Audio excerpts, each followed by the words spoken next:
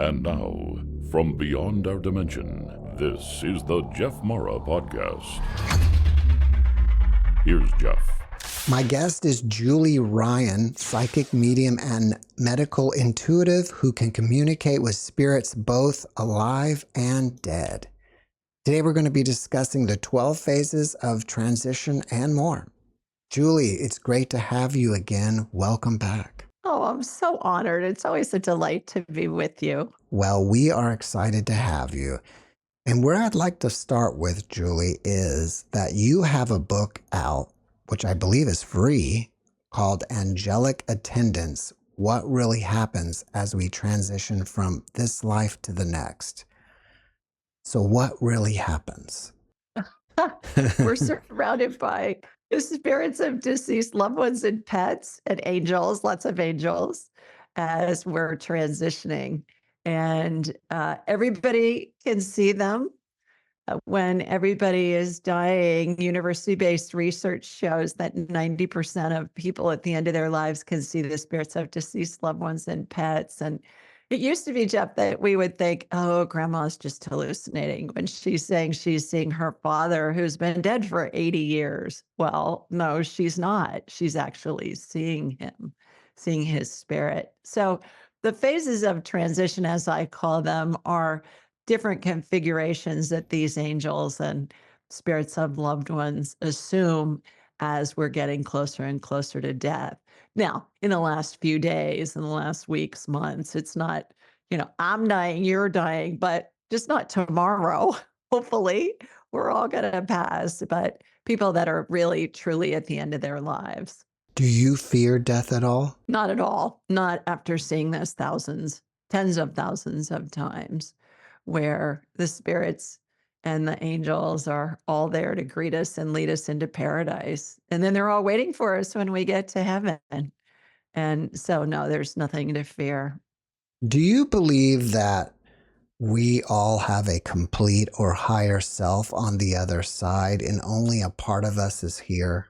I do, but I look at it a little bit differently, Jeff, in that in the Bible, it says we're made in the image and likeness of God. And most people, myself included, for most of my life, before I learned how to do this woo-woo stuff. By the way, I learned how to do all this stuff that I do. I didn't wake up with dead people chasing me or grow up with that. I learned how to communicate with spirit and do all this other stuff that I do. And I believe that we're made in the image and likeness of God in spirit form. Most people grow up thinking God looks like Father Time. Old man, long white hair, white beard, all of that. I believe we're made in the image and likeness of God in spirit form. We're a fractal of the divine. So we're taught, especially in the Western cultures, that God, energy, spirit, whatever you want to call it, the universe, can be everywhere all at the same time. I believe we can as well. Okay. The reason I ask is because some guests will see family members on the other side, even though they're still living here. So is that how you explain it, that we're still everywhere all the time? I believe that when they're seeing that, yes, that's number one, but also time doesn't exist in the spirit world. Time's a human creation. So, from our human perspective, certainly we're going to filter it through what we know from our human experience. And perhaps they're seeing their loved ones on the other side in spirit form. And it's something that would be, from our understanding, maybe in the future, but they're seeing it real time. Kind of like when you have a dream about somebody and they're still alive. Well, they're in your dream and they're playing out that scene in the dream, but they're probably asleep in their own bed in their own home at the same time. So that would be an analogy, I think, that we could use in that situation. Great question, though. I'm not sure I've been asked it before. Well, if we get back to the 12 phases, can you break it down for us, 1 through 12? Sure. The first time I saw this, Jeff, was when my own mother was dying in 2002. And it was very sudden. And we got a call. She lived in another state, and we got a call, drove all night to go be with her. And She was obviously dying. She couldn't communicate any of that. And so, on one side, my heart was breaking because of that. On the other side, because of this woo woo stuff that I learned how to do, I was seeing all this stuff from the spiritual side. And I thought, holy schmoly, what is this? That was the first time I'd been with somebody very close to me who died. And it was first time I was seeing what I later coined the 12 phases of transition. So, as somebody's dying, the first thing that happens is their spirit exits the body through the top of the head. Your NDE guests that you're so often to have on this show, a lot of them talking about going through a tunnel.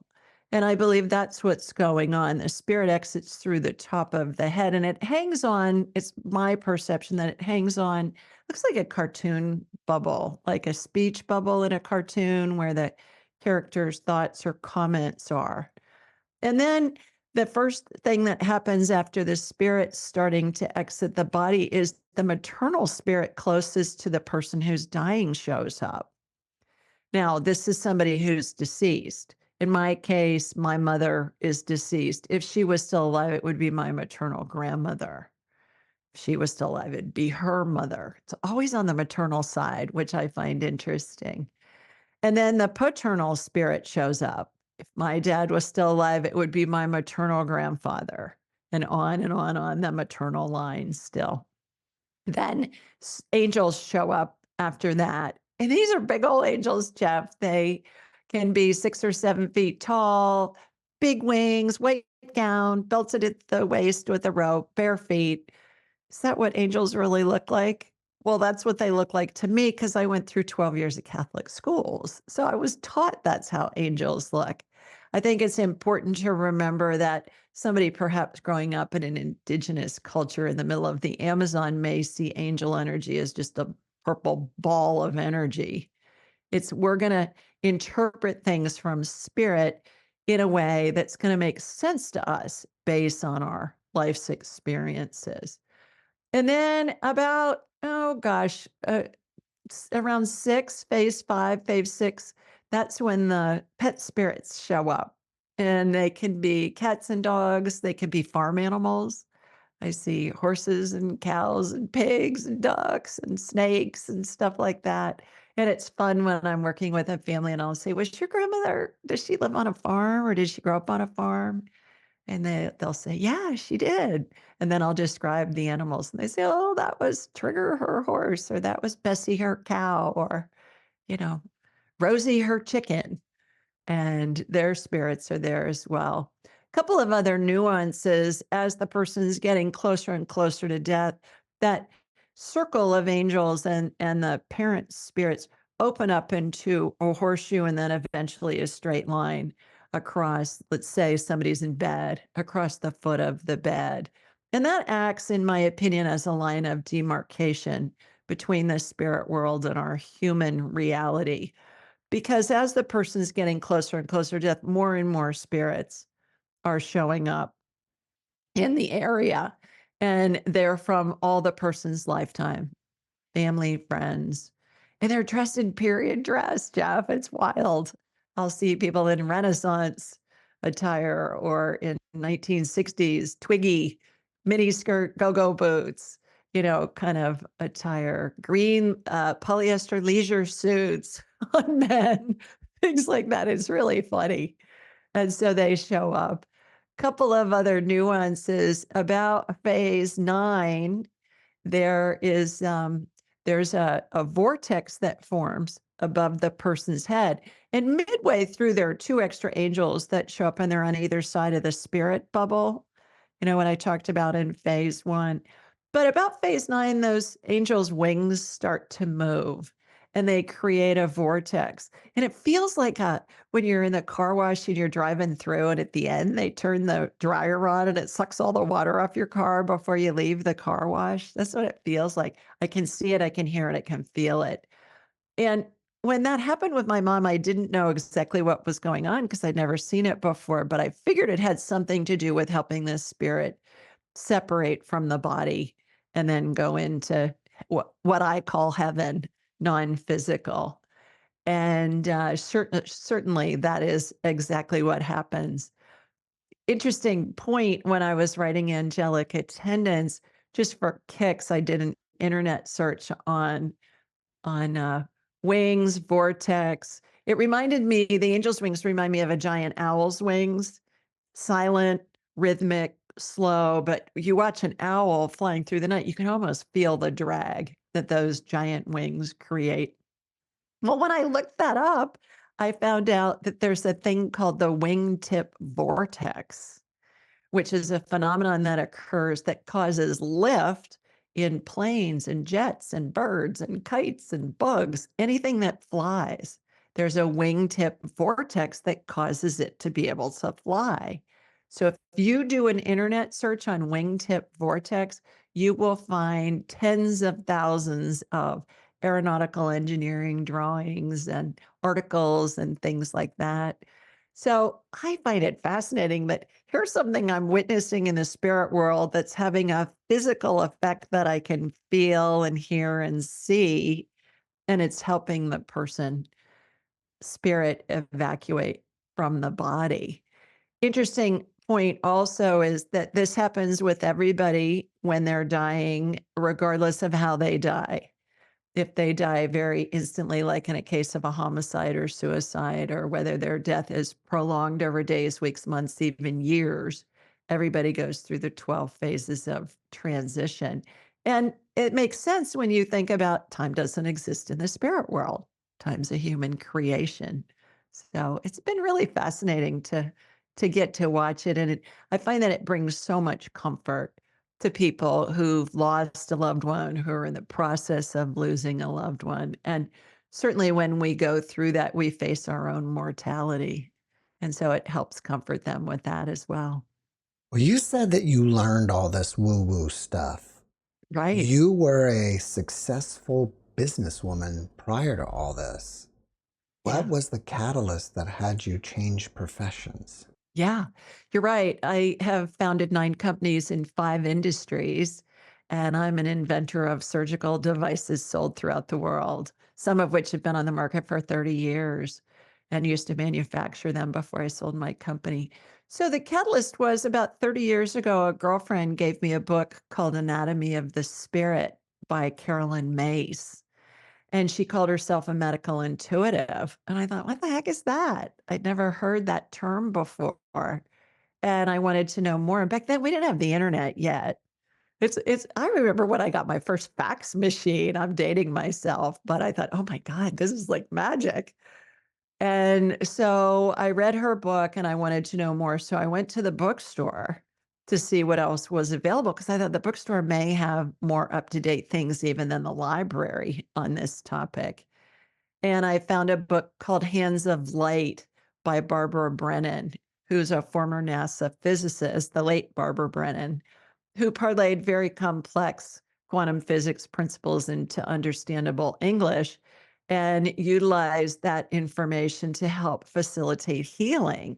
And I was all about helping people heal, helping surgeons help their patients heal, selling hospital supplies, that kind of thing. And so I read Barbara Brennan's book and I wanted to know more. And I called her school, which at the time was on Long Island in New York. And I said, do you guys have anybody teaching this stuff in my area?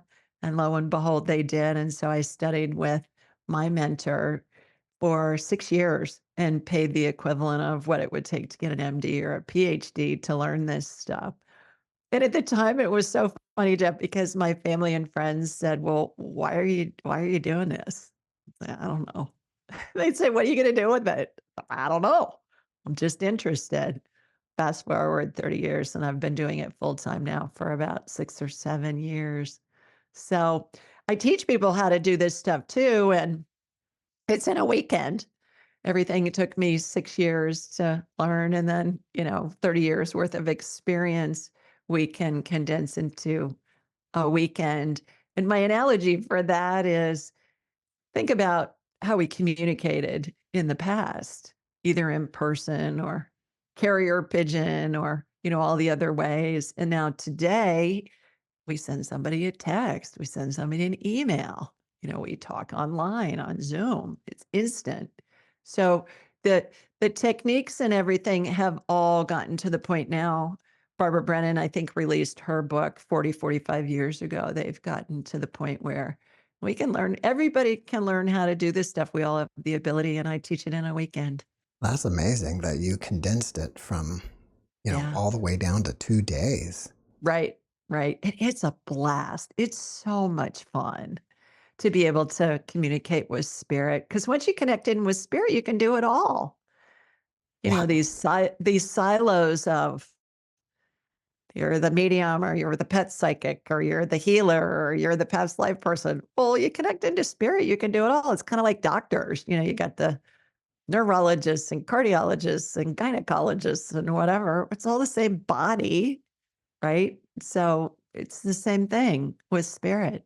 And it's so much fun. When you say connecting with spirit, does that mean connecting with a certain spiritual being or entity, or is it more like connecting with some sort of unified field of energy and The uni- information? yeah, the unified field. It would be, some people would call it source, God, the universe. Yeah, because it's been my experience, Jeff, that it's all the same thing. It's God or source communicating through maybe a deceased loved one or a saint or an angel. It's all the same thing. It's like you can hold a drop of water from the ocean in your hand, and it's a drop of water, but it's still the ocean. And this is the same thing. It's almost like that Depeche Mode song where you can be your own personal Jesus. I don't know that song, You don't but know that sounds song? good. I don't know that song. But the interesting thing about it too is that it seems to me that it's more understandable from a human perspective if we're getting information conveyed through a spirit that's a deceased loved one or somebody that we respect or admire. One of my classes early on, I had a guy who's a brilliant engineer, and he was working on some math algorithm, some like math equation that was way beyond my skill sets and way beyond my pay grade. And he wanted to talk to Einstein about helping him solve this equation. And so in our class, he pulled in Einstein, and we witnessed a conversation with him and Einstein, and he got his problem solved really in pretty short order. And I think that illustrates how we all can connect with any spirit, whether we knew them or not is irrelevant, because our heads are big satellite dishes and they receive and transmit frequencies. Every spirit has a frequency they keep throughout all of their lifetimes. And in order to get in touch with them, all you have to do is think of them. And that tunes your satellite dish head to their frequency, much like you're tuning into a radio station. And then that opens a two-way communication. And how we know that that's spirit communicating with us is it's that first thing, fast as you can snap your fingers, first thing that pops into your head once you make a statement or ask a question. And oftentimes it'll come in before we've even thought the thought out all the way because time doesn't exist in the spirit world. They've already got our thought and they're responding often before we've even finished with the thought. Can you share with us your process of connecting with spirit? Sure. Yeah. After 30 years of doing it, it's instantaneous. And this is what I teach my students and graduates to do. So I raise my vibrational level. I just turn it on in a nanosecond. It is not a requirement to meditate for an hour, twirl 3 times, jump on your left foot, and raise your right hand. Not necessary. If you want to do that, that's fine. But I just have the intention. I think, and let's say I wanted to scan you medically or I wanted to have a conversation with you and your spirit's attached to your body. It doesn't matter whether a spirit's attached to a body or not. It's all still just energy. So I think of you and my satellite dish head immediately connects into you. And then I say something to you, either aloud or in my head. I'll say, "Hey, Jeff, what's up? What's going on?" And I'll hear an answer from you immediately as soon as I ask that question or make that statement. It's really that simple. So in my classes, the thing that's so fun, Jeff, is we talk about technique and stuff like that, which is 10% of the equation. 90% of it is being able to sit in the vibration. It's transfer of energy from me to my students. And when we sit in the vibration, everybody can do this. We're all doing it now. We just don't realize it. You think about somebody and you get a text from them or an email or a phone call, or you run into them and you say, "Oh my gosh, I was just thinking of you. And here you are. What a coincidence." Well, no coincidence is there. That's your intuition. That's your psychic ability at play. We all have it. We just discount it, or we're too busy to pay attention to it. Whenever you're connecting with Source, do you ever get visions of the future? Yeah, I do all the time. Can you share with us anything that's going to be coming up within this year? Yeah.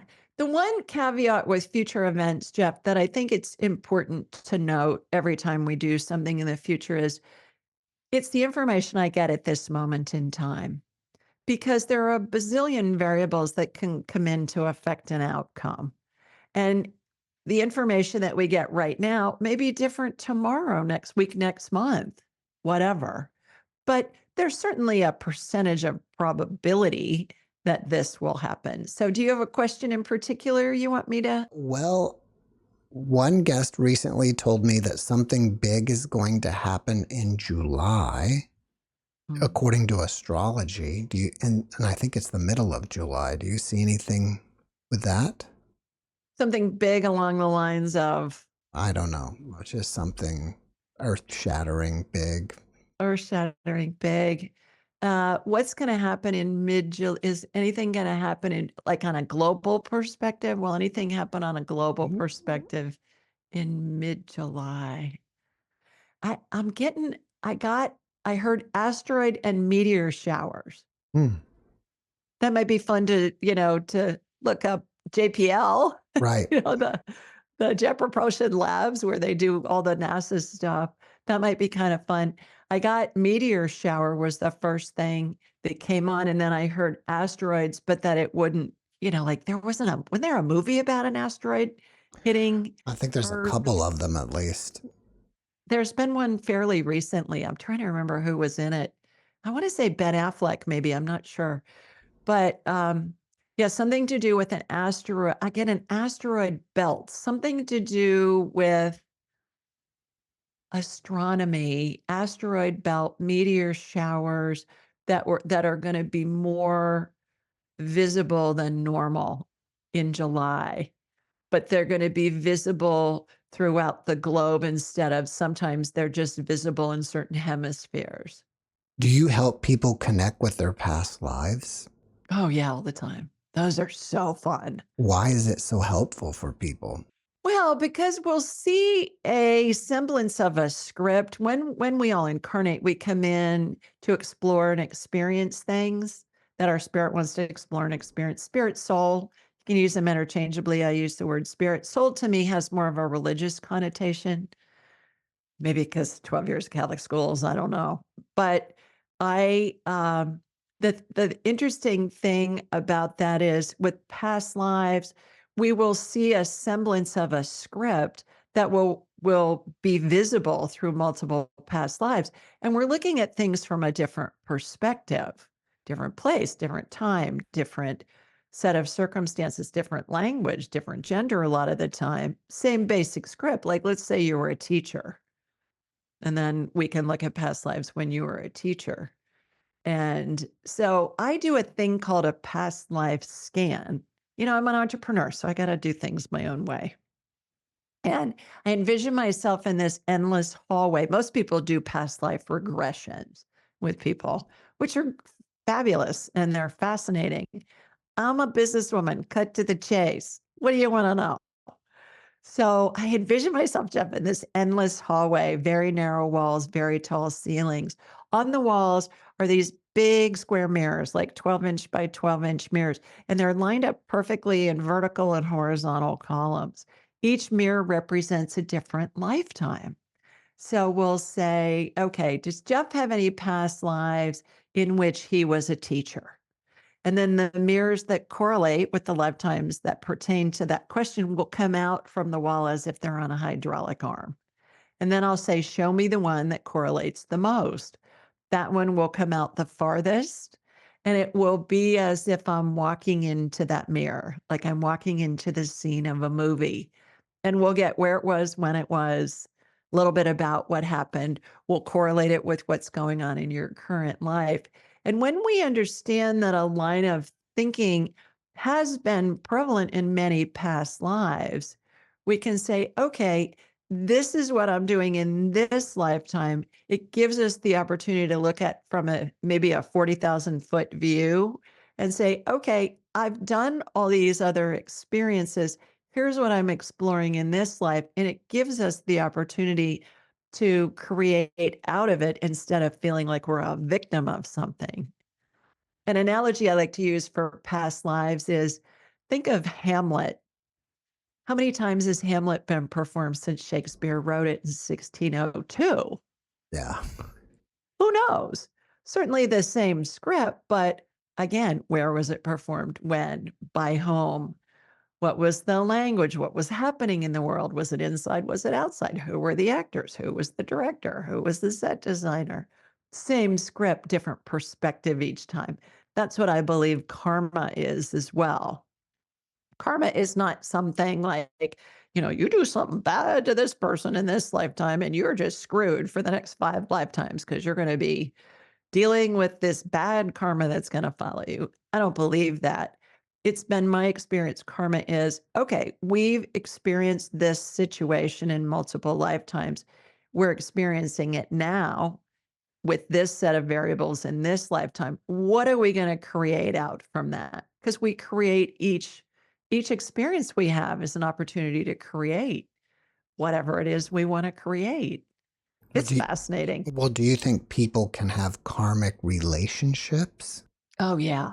Soul families, oh, yeah, absolutely. Do you think someone could be involved in a karmic relationship this lifetime and confuse it as a soulmate? Oh, absolutely. But I have a different view on that. Of course, I know that's going to surprise you. But but soulmates are everybody in our life. We have romantic soulmates. I think Hallmark and the movie studios and authors throughout the ages have created this thought of, you have one soulmate and it's going to be your true love for your whole life. Well, in essence, everybody we know is a soulmate. You're a soulmate of mine because you're in my reality. The checkout clerk at the grocery store is a soulmate. Your family members are soulmates. And we assume different roles so that we can look at it again from a different perspective. And maybe you were my mom, maybe you were my dad, maybe I was your child, maybe I was your teacher, whatever. And we just switch roles, much like actors do. And the snarky roles when somebody's like, you're thinking, oh my gosh, this person's just evil. They're just awful. Well, if you've ever watched an actor who's famous be interviewed, who's done lots of movies and TV shows, they'll say the favorite roles that they've ever played are the juicy ones. They're the bad guy because they're so nuanced. So when I'm working with a client or somebody calls into my show, I do a call-in show every Thursday night live, Ask Julie Ryan. And and when somebody calls into my show and they'll say, I don't want my mom's spirit with me when I'm dying. She was awful. And I'll say, well, that was the persona, that was the role she was playing in her human incarnation that round as your mother. All spirits are pure love. So when you go to heaven and you meet up with her in heaven, you can say, Mom, you deserve the Academy Award for that role because you were awful. You get the Academy Award you get the Oscar for the lead in a dramatic role. Well, what about pets? Are they easy to connect with? Oh, yeah, same thing. They're just spirit. You can connect to a tree, you can connect to a dog, you can connect to a lizard, you can connect to a flower, connect to a star. They're all energy. Yeah, you just same thing. You think of them, that tunes your satellite dish head to their frequency that they keep throughout all their lifetimes. Animals do. And then you just ask them some stuff. And then it's that first thing that comes into your head. Do you think there's an end point to reincarnation and we can go off to somewhere else? I do. I do. And I think that includes planets far, far away in other galaxies and places like that, which I've seen, which are Really? interesting. Wow. Yeah. Can you tell us Yeah. about some of them? Yeah.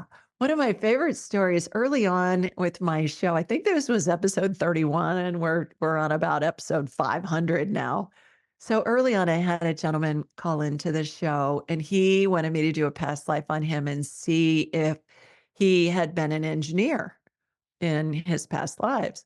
So I did, and I got the year was 1931, and it looked like a Star Wars set. And before I got the year, I thought, well, this is a future event because it looked like Star Wars. There were flying vehicles, there were these towers that was lit up. It just looked like something out of a Star Wars movie. And so I got all this information. I got that he was in charge of the electrical grid in this installation, whatever you want to call it, in this community in a galaxy far, far away. And so I asked what the year was. I got 1931. I thought, 1931, really? And so we got that he was, like I said, he was head of the electric grid. And so I said to him on the show, I said, "What kind of engineer are you?" And he said, "I'm an electrical engineer. I build jet engines for GE." And I said, "Okay, there you go." But that was a past life of his on a different planet that looked very futuristic to me based on my human frame of reference and what my life experience had been. And as soon as he got off the line, Jeff, I thought to myself, George Lucas channeled all of that. And I've seen it many other times as well. Some people see energy beings on the other side that they conclude or that they believe that are angels. And some people will also say that extraterrestrials look like energy beings. And Yeah. perhaps they're the same thing. Have you ever considered that? I haven't, but I get that they're different species. I get that angels are their own species. It's kind of like comparing a daffodil to a schnauzer. They're different species. Are they both energy? Yes, but they're different. And I guess if it's an angel, they're really not living here terrestrially. So it could be considered an ET. Good point. Angels are they're their own entity, is what I'm getting. The angel energy appears different to me, and I've seen different species from other planets, and some of them look like stuff that we see in the movies every now and again. Some of them look just kind of like an amoeba to me. Some can look like just a blob of energy that's pulsating. Some of them are really bright from a light perspective. I think when we humans say, well, there isn't any life beyond planet Earth, that's pretty short-sighted. I mean, how many billions of galaxies and how many billions and trillions and kabillions of stars are there out there? I think it's very small-minded to think that there isn't any other life in other galaxies. I believe that there is because I've seen them. And Um, there's nothing scary about it, any of them, other than it's something that we're not used to. All spirits are pure love, whether they're from a galaxy far, far away or whether they're from, you know, the state next door. It doesn't matter. I don't know if you're up for this and if you can just do this on the spot spontaneously, but can you reveal to me any of my past lives? Sure. Yeah. That Yeah. would be fun. Absolutely. Yeah. So again, the way that I do it is we come up with a question of something you want to know. What do you want to know? Do I have any past lives in which dot dot dot Okay, finish the in sentence? which I was a pilot. A pilot. Okay. All right. So I'm in the Jeff hallway, right? I think it's the Akashic records which is all knowledge, all creation. So I'm in the Jeff hallway in the Akashic records again, mirrors, vertical and horizontal columns. Does Jeff have any past lives in which he was a pilot? Okay, there are probably about 4 that have come out from the wall. Not that many because, airplanes were invented, what, 150 years ago, something like that? So show me the one so again, these mirrors come out on a hydraulic arm as if they're being pushed out. Show me the one that correlates the most with, are you a pilot in this lifetime? No, But you want to be? Are you interested in it? no. Okay. It's just a random question you came up with. Well, it's kind of a long story, but I have dreams that involve airplanes. Oh, okay. All right. I see you in a World War II plane. I see you in the plane with the cross on it. I see you. You were an RAF pilot, actually. You worked for. You were an English pilot, British pilot. All right. What were you doing? I get your name was Nelson Murphy, Hmm. and I get that you were flying. You were an aircraft carrier pilot. You were landing planes on aircraft carriers. You were part of the Allies, and you had a successful career. You were not shot down, and I can see you flying. I can see you dropping bombs. The bomb. They look like a torpedo but shorter, and they've got the fin kind of a thing on the back. That was a propeller kind of a thing. Uh, you had a successful career. Did you fly again after the war? No, you didn't. You had enough of it during the war. You just wanted to be on the ground because you were so grateful to be on the ground and with your family and all of that. I'm getting Knightsbridge, London. I believe that's a neighborhood or a section of London. We'll Hmm. have to look that up. I get Knightsbridge, London. I get that you had 3 children. They were all girls, and you were super protective of them. Yeah, speaking of Cocker Spaniels, you had a Cocker Spaniel, and I also see a Collie that's with you. Your wife's name was Patricia. She was a school teacher. You ended up being the equivalent of a school superintendent in your career after the war. Hmm. And so you worked in secondary education, which I'm getting would be similar to our high school system here in America. And you lived a life that was calm and happy, and you just wanted to, have smooth sailing because you had enough adventure and enough drama and trauma and the stuff you saw and the adrenaline. I get that you worked hard to give up the life of being an adrenaline junkie. That's what just came in. Well, that's pretty cool. Thank you for sharing that. It Yeah. would be neat if we can verify it. I mean, Yeah. Yeah. Yeah. We can I a would. lot of the time. You can. Mhm. Do you, Yeah, with historic documents. Yeah. when you do this type of work, do you physically have to be present with a person in real life or, well, obviously you don't, I guess, on Zoom, but even if they're not on Zoom, can you still do it like as if I said, can you tell me what my friend was, Oh, yeah. Yeah. Yeah. I don't scan people medically, Jeff, without their permission. And for instance, if you said, "Can you scan my mom?" or "Can you scan my sister?" I would ask them telepathically for permission because it's an ethical thing with me. I believe that somebody's body and what they want me to know is private. We can talk to their spirit, and their spirit will tell us what they want us to know, but I'm not looking at a scan of their body. I'm like a human MRI. I can see broken bones, torn ligaments, viral infections, bacterial infections, cancer, stuff like that. Mhm. But I'm not, it's like if you had pneumonia, your spirit would tell me what it wanted me to know, but I'm not looking at your chest x-ray without permission. I draw the line on that. As far as past lives go, I've never asked permission, but I don't know that I've ever had anybody ask me to do a past life scan on somebody else. Out of all the work you do, what Yeah. do you find that is most enjoyable?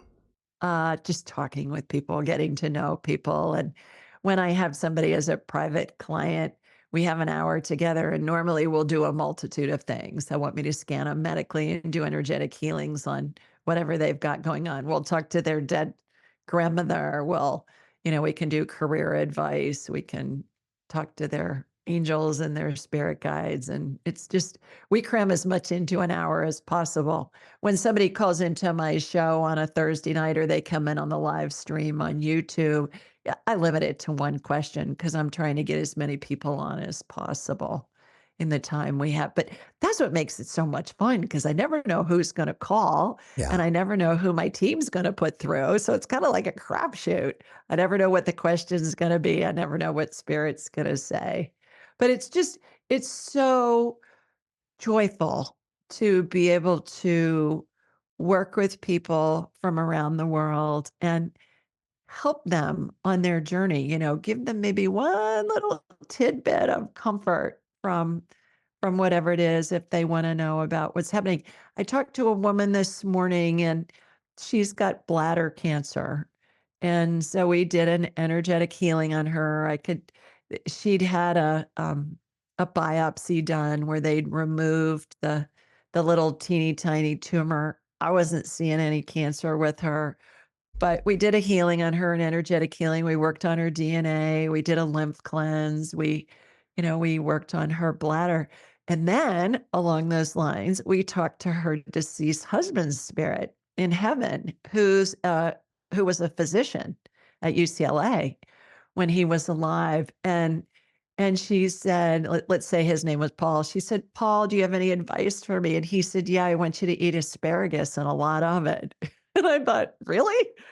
And so she started laughing, and, so we looked it up. Well, turns out she did have a bunch of kidney stones, and asparagus helps prevent kidney stones, and it helps heal the bladder. I Hmm. didn't know that, but spirit will give us information, and that was one of the tidbits of guidance that came in from her husband. So, started off with a medical thing, then it went to talking with her deceased husband's spirit in heaven, and then it came back to physical. I want you to eat a lot of asparagus. And I have tens of thousands of stories like that. Well, that's great.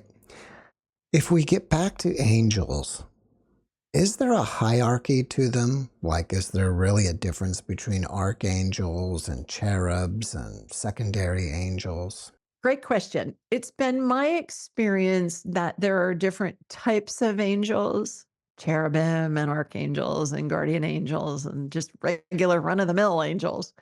And but there isn't a hierarchy as I understand it, like, you're the CEO if you're an archangel and you're a manager level if you're a guardian angel, or you're a entry level if you're a cherub, because there's no hierarchy of anything in heaven from what I understand from spirit, and I've heard this thousands and thousands of times.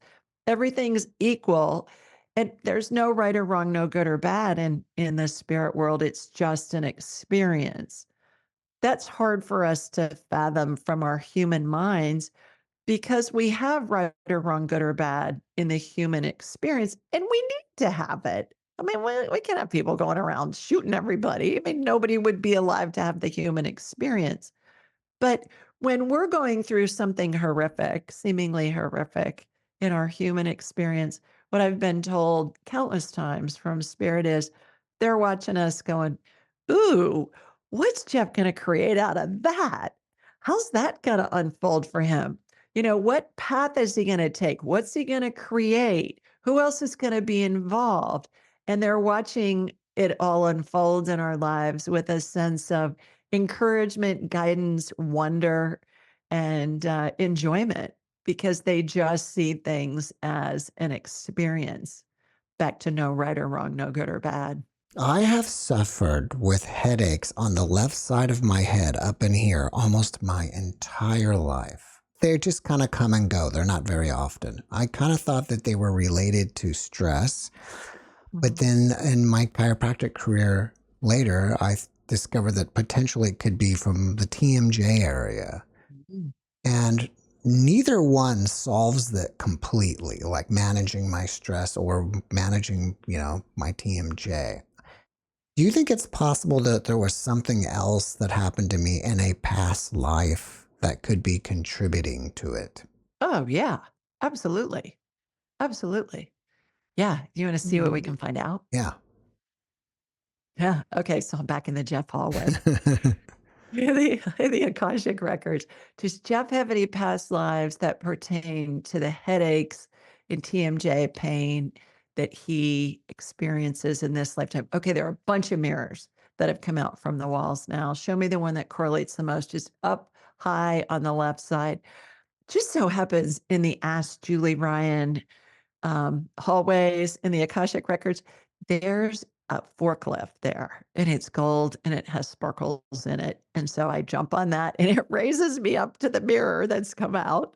Cause it's all imagination, right? Hmm. Might as well make it fun. Right. Cause woo woo, gotta have sparkles, right? To Yeah. make it fun. And glitter. And so um, I'm walking into this scene. You look like a caveman. You look like a guy out of the Flintstones. I see you in a fight. I see you like with a Fred Flintstone, the clubs that they had. You got bashed on the left side of your head. I see your head go, you know, off to the side kind of a thing. It didn't kill you. What did it do? Caused a hematoma, caused a concussion big time in there. But what were you fighting over? A woman? Surprise. You were fighting over a woman. I think that's gone on since the beginning of time. Do you want to bring it back to present day? Do you want me to do a scan on your head? See if I can see anything? Sure. Okay. So in my mind's eye, I've connected to you. I watch a laser beam come from my body and then it hooks into you. And then I have a hologram of you in my mind's eye. It's as if I'm looking at an X ray or a CT scan or an MRI. So I'm going in your brain. I've turned you around to the back, the hologram that's you in my mind's eye, because then it's easier for me to think, okay, it's your left side, it's my left side, instead of it's your right, my left. Right. So left side going in there, you have scar tissue in there. Brain matter, my analogies are hilarious, Jeff, at times. And I've realized over the years there are a way for spirit to communicate to me so I understand it and I can relay that information to you so you can have a visual. Because if you can visualize what I'm describing, it's going to help integrate the healing into your body. So brain matter looks like thick cooked oatmeal to me. Here come my fun analogies. Scar tissue in the brain looks like chicken cartilage, the kind that you'd see in a chicken breast with the bone in. So I'm scooping out that scar tissue and it leaves a divot in the brain matter. Much like if you took a big spoonful of oatmeal, it's going to leave a divot in the cereal. And now here comes stem cell energy going in to heal that area. We're going to replace that area of the brain matter. Stem cell energy is the absolute coolest stuff, Jeff, because it will fix any body part that we need from an energetic perspective.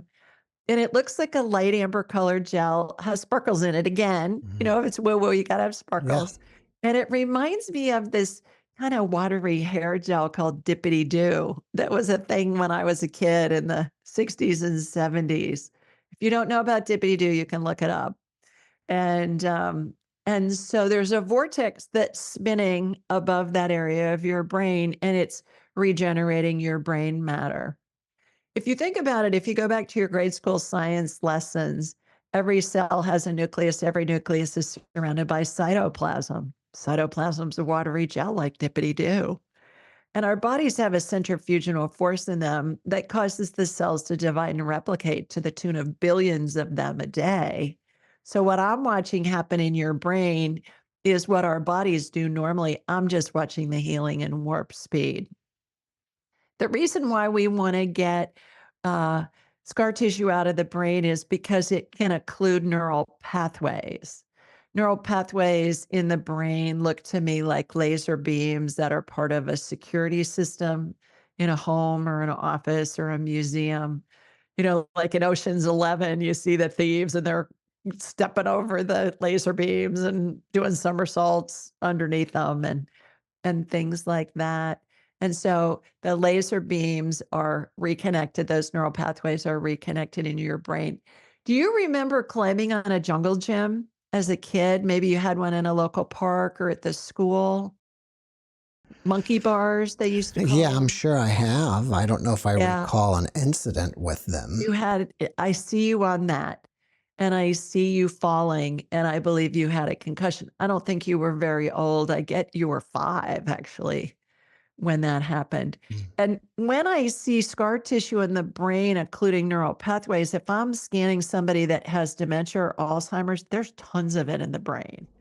So whenever I see it, it's always removed energetically, and there's a healing that happens. So, the work that I do from a healing perspective, physiologically with the body, I believe is part of the multi pronged approach of healing. There's energy healing as part of the equation. Eastern and Western medicine, as we know it, is part of the equation. Other medical modalities are part of the equation. And we're all helping the person heal themselves because no doctor, no medical provider, no energy healer like me ever heals anybody else. We're helping the person heal themselves. Certainly, a surgeon at the end of a procedure is going to close the incision with sutures and staples. The surgeon doesn't make that person's skin grow back. The patient makes their own skin grow back. And that's how all of this works. So I believe the work that I do is part of the healing equation of Eastern and Western and other types of medicine that are out there. Thank you for sharing that with me. And it will be interesting if I actually, in the near future, remember falling off the monkey bars. Yeah. A lot of the time, people don't remember that stuff, and then I'll get an email from them later, and they'll say, "Oh my gosh, I totally forgot." Or I'll Mhm. say, "Were you ever in a car accident? Did you play sports? Did you fall?"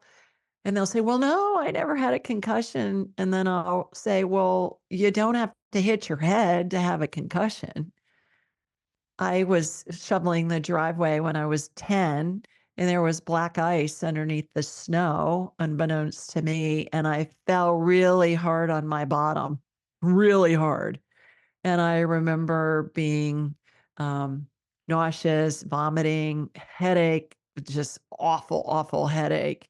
I had a concussion. My head never hit the ground, but certainly the spinal column is connected to the brain stem that can cause concussions too. And so it's fascinating what I get to see from a medical perspective. And as an inventor of surgical devices, of course, that appeals to my inventor brain. And so oftentimes, for instance, if you're listening to one of my shows, you may hear me say, "Oh, this is cool. I haven't seen this before." And then I'm describing the healing that I'm watching. And I believe it's spirit working through me and with me to help facilitate the healing, help the person heal themselves, back to that concept. But it seems to me, Jeff, through the years that I'll see new healings all the time. And then they're just part of my repertoire. Invariably, I'll see them be used on somebody else in the near future. And so it's fascinating. You mentioned the Julie Ryan show. Is that your YouTube channel or something completely different?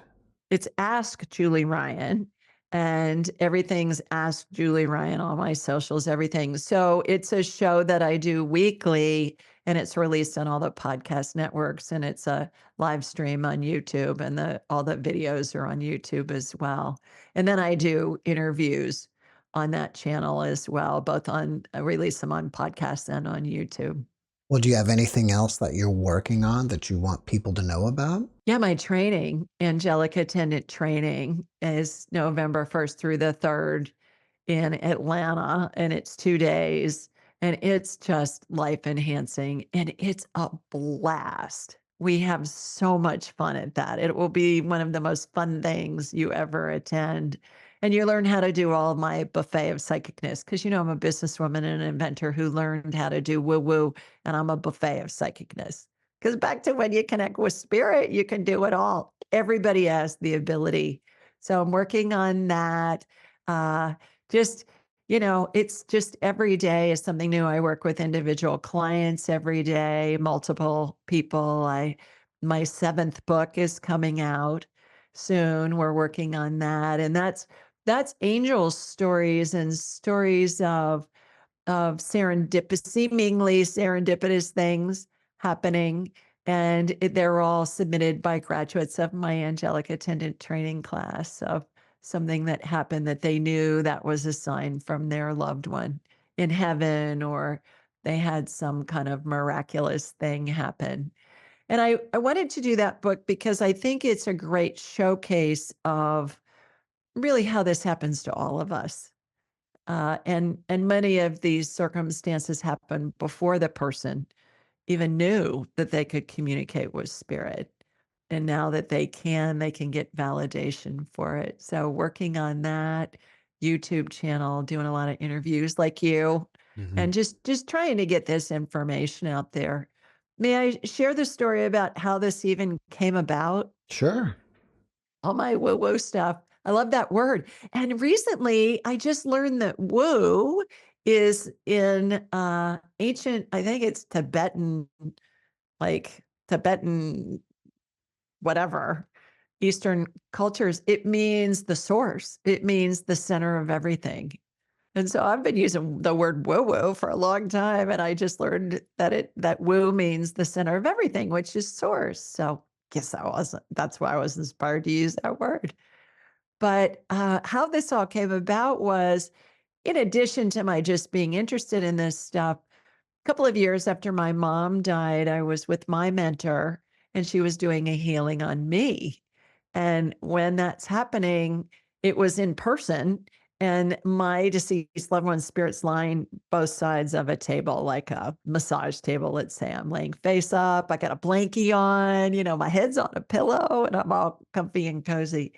Well, my deceased loved one's spirits are there, even my late dog, Katie, and she's standing on her hind legs, and her little paws are on the side of the table. So one day, Jeff, this spirit of a dead pope showed up, like the pope hat, the shepherd's rod, the whole 9 yards. And I said, "Well, who are you?" And he said, "I'm Clement." And I said, "Okay." I never heard of a Pope Clement. And he said, "I was number 6." And he kind of chuckled. I said, "All right, how may I help you?" Kind of like, "Why are you here?" And he said, "You're supposed to teach the world what happens when somebody dies." And I said, "Doing that? I'm a businesswoman. People will think I'm nuts." And he said, "Yeah, yeah, yeah, yeah. Everything you've done in your life is just to prepare you to get you ready to do this." And again, I said, "Yeah, yeah, I'm not doing that." And Susan, my mentor, could see him too. So I leave her office. I'm in the car before I drive home, Jeff, just for kicks. I did an internet search on Pope Clement the Sixth. Well, come to find out, this guy was in office during the Black Plague when two-thirds of Europe died, and he's best known for his prayers for the dying and his prayers for the dead. And I thought, God, Ryan, you can't make that up. And so it took me a couple of years until I had the golden ovary courage. Guys have breast balls and girls have golden ovaries. Till I had the golden ovary courage to be able to put myself out there. And that's when Angelic Attendance, the book, was written. And interestingly enough, it's given as a funeral gift to people who've lost a loved one.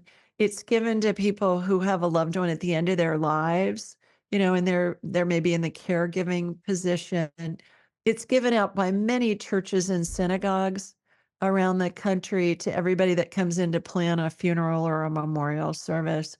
It's had tentacles around the world, and the emails and the comments that I get on Amazon and elsewhere are just so heartwarming about how people are saying, "This has made such a difference in my life, and it's helped bring me peace with the passing of whoever their loved one is."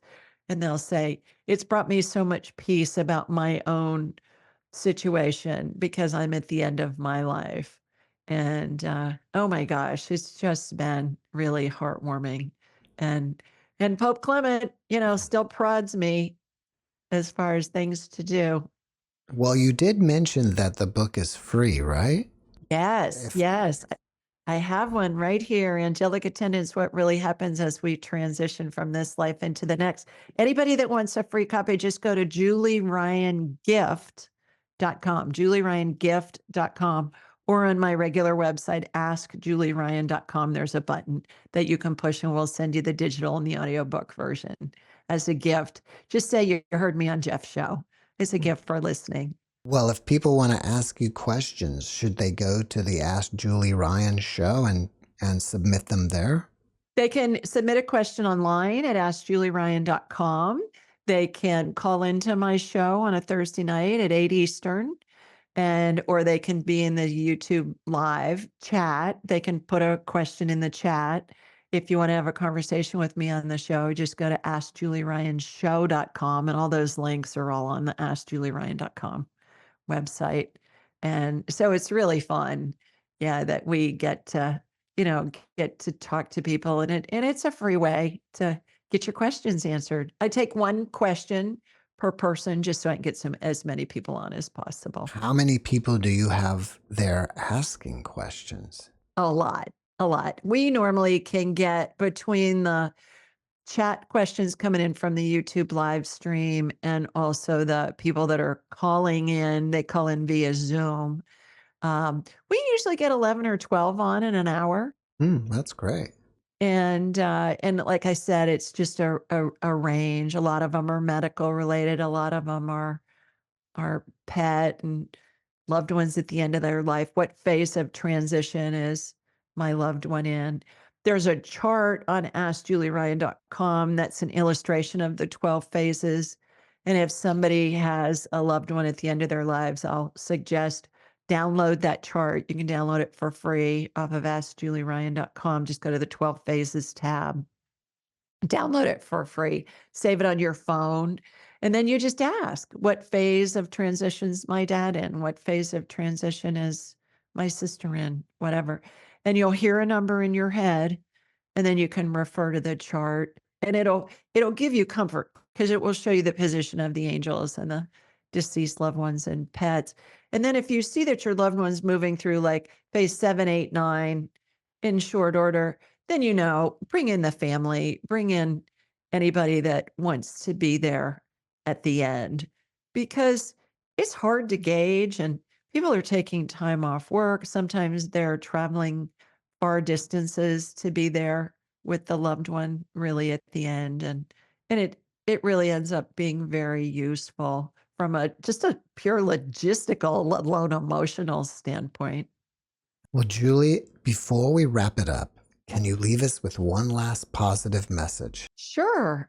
The key to life, in my experience, is find a way to live in a state of joy.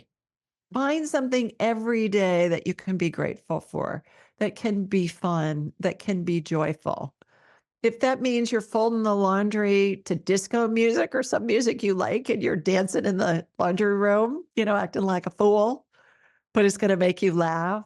If you are feeling blue and you can't think of anything to be joyful about, go out and look at the sky. Look at the white puffy clouds in the blue sky.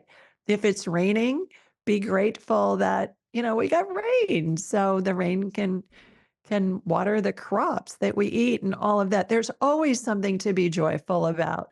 And I think that, I don't know who said this, lighten up, Francis. Mhm. What's that line come from? Do you know? I think, was it Stripes? That movie? Maybe, I think it maybe. was that movie. But I think we all can lighten up, because and an easy way to do that is just to be grateful. Think of one thing that you're grateful for, and do something that makes you smile. Even if you don't feel like smiling, if you smile, like if you're going to the grocery store or something, just smile at people. They're going to smile back, and that's going to tell your brain, okay, things are okay. You're going to get through this. Life is supposed to be joyful. It's not supposed to be a slog. And lighten up, Francis. Julie, thank you for your message and thank you for coming back and being my guest again. Oh, my honor and delight. Thank you for having me. Thanks for watching the JeffMara podcast. I really appreciate you. Another way to show support is through YouTube memberships. And if you do, there are loyalty badges and other perks depending on your level of membership. All you need to do is click the join button underneath the video to find out more. Thank you for your support.